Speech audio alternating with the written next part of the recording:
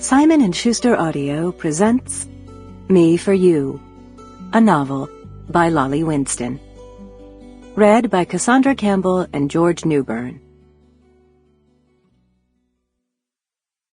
For Laurie Fox, and in loving memory of Catherine Donner and Laura Geist. Farewell, happy fields, where joy forever dwells. Hail, horrors, hail, infernal world, and thou, profoundest hell, receive thy new possessor, one who brings a mind not to be changed by place or time. The mind is its own place, and in itself can make a heaven of hell, a hell of heaven. John Milton, Paradise Lost. Life is just one goddamned thing after another. Marvin Winston, Exasperated Father. Pruning clematis sounds complicated, but it need not be. Plants are forgiving and will quickly repair mistakes. Do remember that dormant wood can look dead. Spring-blooming clematis bloom only on the previous year's dead wood. Sunset Western Garden Book.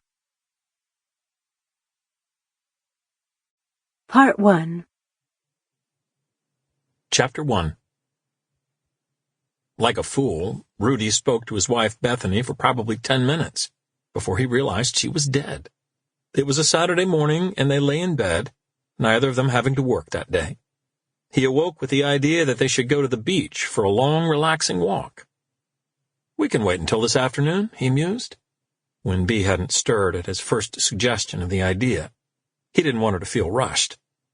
"By then the traffic will have thinned. I'll pack us a picnic and we can watch the sunset.